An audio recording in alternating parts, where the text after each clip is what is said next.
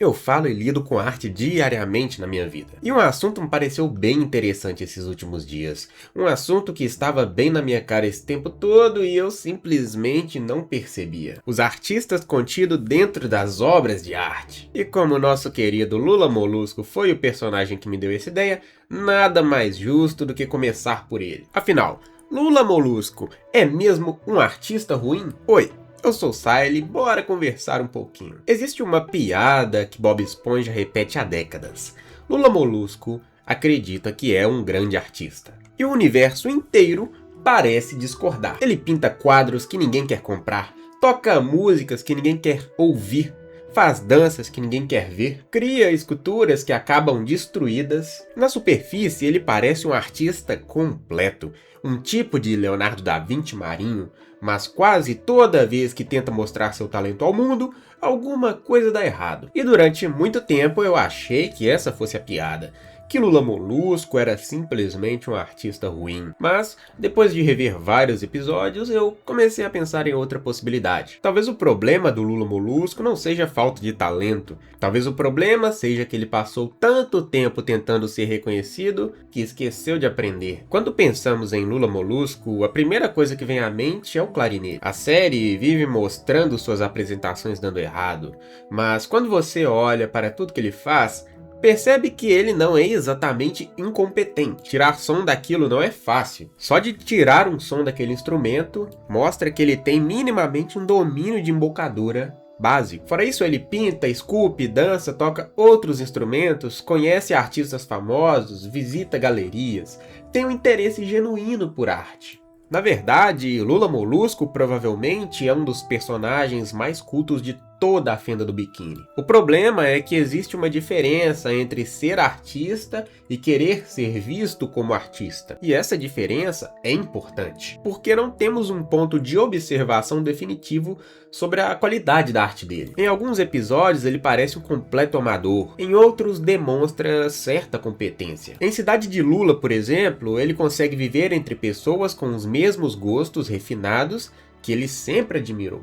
O ponto aqui é que ele não destoa das demais, faz as atividades normalmente entre as pessoas ali. Em O Melhor Dia de Todos também vemos um personagem muito mais capaz do que a caricatura que normalmente lembramos. Mas mesmo nesses momentos ele nunca é lembrado como o gênio que acredita ser. E talvez esse seja o detalhe mais importante. Analisando suas obras, alguns padrões começam a aparecer. Suas pinturas possuem muitos autorretratos, existe um certo flerte com a arte moderna, naturezas mortas. Na música, uma preferência clara pelo clássico. Na escultura, referências renascentistas. Na dança, apresentações mais tradicionais como o balé e talvez um pouco de hip hop ou dança de rua. Lula Molusco não é alguém que despreza a arte. Muito pelo contrário, ele estuda, pratica, consome, pesquisa, existe um esforço real ali.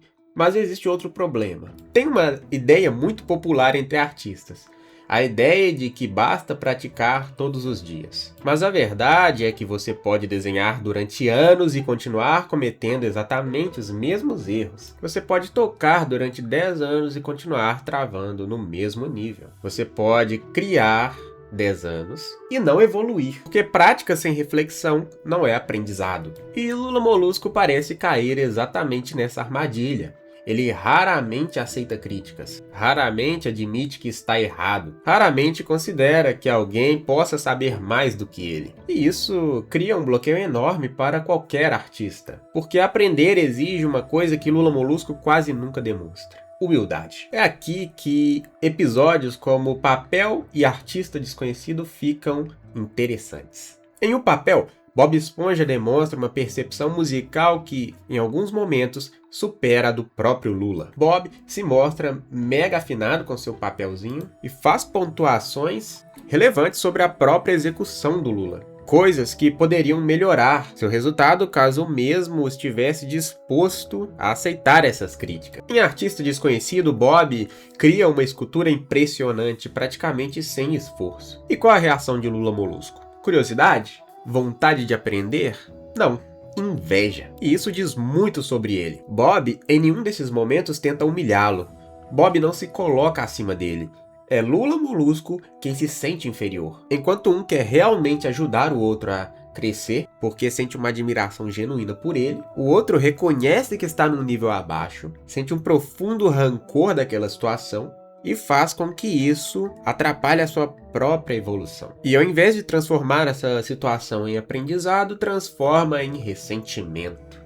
Outro detalhe é que Lula Molusco parece admirar principalmente artistas que já alcançaram reconhecimento. Artistas famosos, respeitados, bem-sucedidos, como se a validação fosse parte indispensável da arte. Como se o valor da obra dependesse do prestígio de quem a criou, e não o contrário. E é aqui que a série faz algo genial.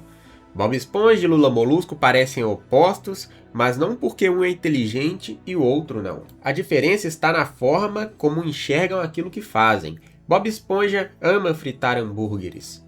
Não porque alguém vai aplaudi-lo, não porque ele vai ficar famoso, mas porque ele realmente gosta daquilo. Lula Molusco faz arte esperando que ela finalmente lhe dê a vida que ele acredita merecer. E quando isso não acontece, a frustração aumenta. Ele se fecha, volta para casa, faz apresentações para si mesmo e continua procurando uma aprovação que nunca parece chegar.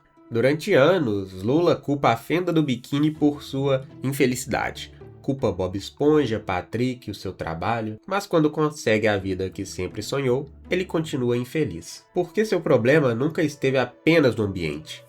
Parte dele estava dentro do próprio Lula Molusco. E aqui voltamos para a pergunta inicial. Lula Molusco é um artista ruim? Sinceramente, eu não acho que essa seja a pergunta que Bob Esponja está tentando resolver. A arte dele em si não é o motivo principal da piada, e sim a sua condição de que, por mais que estude dia e noite e leia os melhores livros, sempre permanece nos mesmos níveis básicos. Ela faz piada da sua obsessão por reconhecimento, da sua arrogância, da sua necessidade constante de validação, do fato que ele quer ser admirado antes mesmo de aceitar que ainda tem muito a aprender. No meu veredito, o Lula Molusco não é um artista ruim. Se ele passar a realmente escutar as críticas, com um pouco de humildade pensar na arte em si, aliado do conhecimento que possivelmente ele já tem em arte, criará obras absurdas. Ele não é o gênio que acredita ser.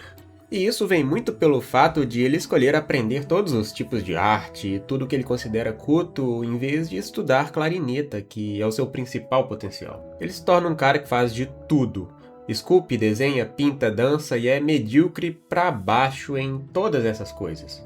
Suas artes parecem modernas não pela sensibilidade artística ou pela mensagem, mas sim pela sensação de precariedade, falta de conhecimento e técnica que o resultado de suas obras transmitem. E aqui tem um ponto, eu sei que muito desenhista e artista no geral falam de uma forma como se você tivesse de ser excepcional em tudo, e isso não é muito verdade. Temos artistas de diversos estilos e cada um se especializou em algo. Kim Jan-ji, por exemplo, tem um traço único e suas representações são surreais de boas. Mas se elas forem analisadas da perspectiva de algum mestre em arquitetura como Piranesi, vão ser encontrados diversos quadros estranhos e erros de perspectiva. Seus desenhos são menos absurdos por isso? Lógico que não, né? São exemplos de um estudo focado em um ponto específico e observado com muita intensidade por aquele autor. É aquela questão de qualidade versus quantidades que falamos a todo momento, mas que nesses últimos dias está muito difícil de se fazer. Você escolhe um ponto específico e abre mão daqueles adjacentes para esgotar ao máximo aquele campo, coisa que o nosso querido Lula deveria ter feito com a clarineta. Isso torna o artista em aprendizado, e muitas vezes um aprendizado que não avança por obstáculos criados por ele mesmo. E talvez seja por isso que isso o torna tão humano, porque muita gente passa pela mesma coisa. Não porque toca clarinetes ou pinta quadros ou faz esculturas, mas porque acredita que a próxima conquista finalmente vai trazer alguma satisfação. O próximo desenho, o próximo vídeo, o próximo projeto, o próximo elogio. Você corre tanto atrás da linha de chegada que esquece de olhar para todo o caminho percorrido. E talvez seja por isso que tanta gente se identifica com o Luloso, até mais que com Bob Esponja. Não porque ele representa artistas ruins, mas porque ele representa pessoas que ainda não perceberam que reconhecimento e realização não são a mesma coisa. Bem, Hunters, esse foi o vídeo de hoje. E você? Compraria alguma obra do nosso Van Gogh da fenda do biquíni? Te vejo no próximo vídeo.